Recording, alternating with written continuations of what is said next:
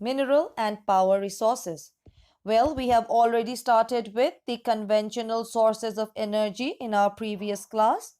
Today we'll be talking about the oil and natural gas. Well, the first exploration for petroleum was undertaken in 1866 in Upper Assam, just 7 years after the discovery of petroleum in Pennsylvania in the USA. Oil was discovered in 1890 in Digboy area.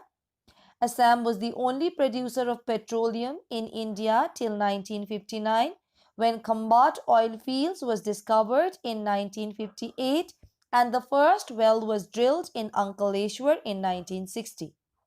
First offshore drilling was started in 1970 at Aliabet in Gujarat. Later, the Bombay High was discovered in 1975 and production from this area started in 1976. As a result of these efforts, production of petroleum in the country increased rapidly. Next, distribution of oil fields. At present, commercial exploration of oil is being carried out in four regions. Firstly, the northeastern region.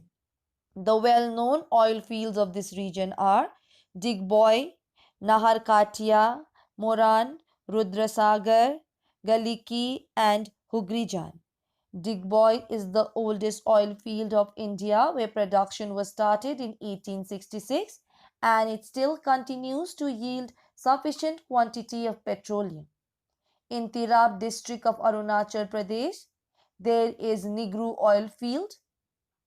In the nearby Nagaland, oil fields are at Borhola, close to Nagaland-Assam border. Number 2, the Rajasthan region. One of the largest inland oil discoveries was made in Barmer district in 2004. The oil block covers an area of nearly 5,000 square kilometer.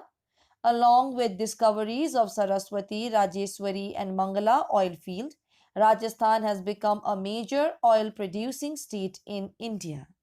Number 3, the Gujarat region. Important oil fields of this region are Ankleshwar, Kalol, Nawagam, Kosamba, Kathana, Barkol, Mehsana, Sanand and Lunaj. Oil has also been found on the Aliabet island situated 45 km west of Bhavnagar in Saurashtra. Number 4, Mumbai High, located in the Arabian Sea, 176 km northwest of Mumbai. It is an offshore oil field. At present, it is the most important oil field in the country. The oil and natural gas are brought through submarine pipelines. Another oil field basin has been discovered south of Mumbai High. The deposits of this area are considered to be richer than those of the Mumbai High. Number 5, East Coastal Region. It extends over the Krishna, Godavari and Kaveri Basin. In the offshore area of the Kaveri Basin, important oil fields are Narimanan and Kobilapal. In 1998-99, about 451,000 tons of crude petroleum was brought from this basin. Oil fields have been discovered recently in the Krishna Godavari basin of Andhra Pradesh. Moving on, let us now talk about natural gas. Natural gas has emerged as an important source of commercial energy in view of large reserves that has been established in the country, particularly in South Basin of West Coast of India. Natural gas is obtained from Kaveri offshore, Nada in Kambe Basin and Tanod in Jaisalmer district in Rajasthan.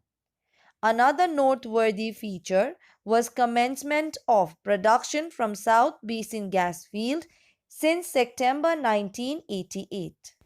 During 1989-90, oil and gas structures had been discovered in Adiyakamangalam in Tamil Nadu, Andada in Gujarat, Kobaghat in Assam, Lingala in Andhra Pradesh, Mumbai offshore and Kutch offshores.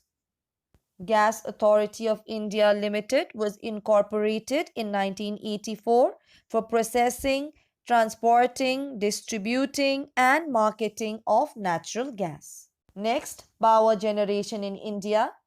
Power is an essential input for economic development and improving the quality of life. It is available in a variety of forms in India, such as coal, petroleum, natural gas, known as fossil fuels, and electricity, called conventional sources of energy. Besides, non conventional sources of energy, such as solar, winds, and bioenergy, are also being developed. These are renewable sources of energy because they do not exhaust, and perennial supply of energy can be maintained from them.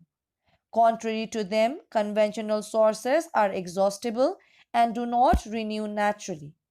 Non-commercial fuels like fuel wood, animal waste, and agricultural residues meet the bulk of energy requirement in the rural areas. With the rising standard of living and mechanization of agriculture, use of conventional sources of energy has increased in rural areas also. History of power generation in India commenced at the end of the 19th century with the commissioning of electricity supply in Darjeeling in 1897. Before independence, power supply was in private sector and was limited to urban centers. After independence, state electricity boards were formed during 5-year plans, which made efforts for systematic growth of power industry all over the country. A number of organizations have been constituted to look after the construction and operation of generation and transmission of power in the country. Next, let us talk about the thermal power. Thermal power is the major source of energy in which coal, diesel, and natural gas are used for generation of electricity. Share of thermal electricity increased very rapidly after creation of the National Thermal Power Corporation in 1975. Now about 80% electricity is thermal. Next, hydroelectric power. Development of hydroelectric power started in the last decade of the 19th century with the establishment of a hydroelectric plant for supplying electricity to Darjeeling in 1897. In 1902, another hydropower plant was erected at Sivasamundram waterfall on Kaveri River in Karnataka. Later, a few plants were erected in the Western Ghats to meet the requirements of Mumbai. Hydropower plants were also commissioned in Uttar Pradesh, Himachal Pradesh in the north, and Tamil Nadu and Karnataka in the south in 1930s. Next, let us talk about the favorable conditions for the development of HEP in India. Firstly, there should be perennial flow of large volume of water. Number 2, the water should fall from a sufficient height.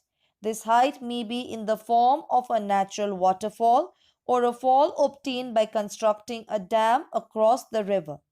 It may also be obtained by diverting the water from one river basin to another. Number 3, a readily available market is an essential requirement for generating HEP as electricity cannot be stored. Fourthly, the generation of HEP requires huge capital investment as it is capital intensive activity. The rivers originating from the northern mountainous region are the most important ones in this respect. They have their sources in glaciers and snowfields. Therefore, they are perennial and their flow of water is regular throughout the year. Velocity of flow is high because of dissected terrain and the competition for use of water for other purposes is low. Whereas the rivers of peninsular India are comparatively poor in this respect, they depend entirely on the rainfall for their flow and therefore their flow is very erratic. Exceptionally high flow during the monsoon period, followed by a long period of lean flow. Next, nuclear power. Nuclear power program was initiated in the fifth decade of the last century and an apex body for decision making regarding atomic program. The Tata Atomic Energy Commission was incorporated in August 1948. But progress in this direction could be made only after the establishment of the Atomic Energy Institute at Trombay in 1954, which was renamed as the Bhabha Atomic Research Center in 1967. Next, the three types of regions identified on the basis of sources of electricity are: firstly, hydroelectricity dominated region. It extends over Karnataka, Kerala, Himachal Pradesh, Jammu and Kashmir, Meghalaya, Nagaland, Tripura, and Sikkim. These are far away from the coal fields but have optimum conditions for the development of hydroelectricity. Next, thermal power dominated region. It encompasses Delhi, Haryana, Punjab, Assam, West Bengal, Bihar, Jharkhand, Chhattisgarh, Madhya Pradesh, Gujarat, Uttar Pradesh, and Maharashtra. Majority of these states have reserves of coal which are utilized for power generation.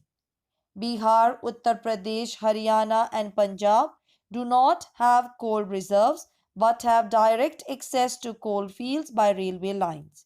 However, they are diversifying their sources of power. Next, nuclear power dominated region.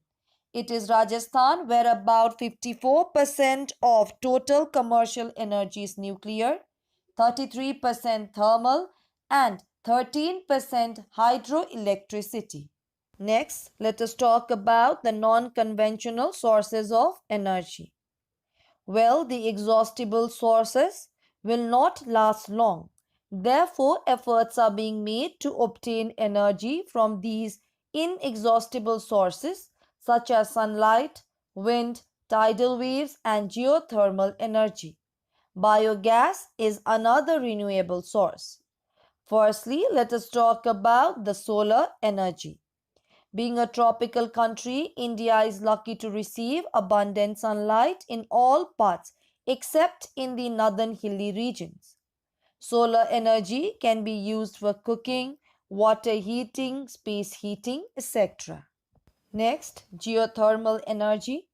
Development activities relating to cold storage unit and 5 kilowatt power plant, both based on geothermal energy at Manikaran, Himachal Pradesh, are in full progress. Next, wind energy. Wind energy is being harnessed in Tamil Nadu, Odisha, Gujarat, and Maharashtra. India has wind potential of 45,000 megawatt. Efforts are being made to develop wind generators, windmills, and battery charging systems. Next, biogas.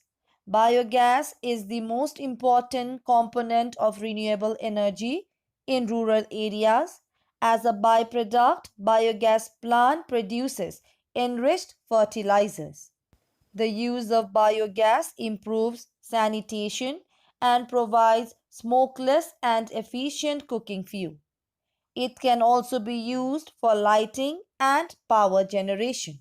Well, the main problem in using renewable energy resources is their high initial cost, which a country like India can hardly afford. There are certain social and cultural inhibitions also in adopting a different type of energy source. The rural people still cannot think of using biogas from the human excreta linked biogas plants. If this biogas is acceptable, villages will be clean, sanitation will improve, problem of scavengers will be solved, and thus the quality of the environment will be upgraded.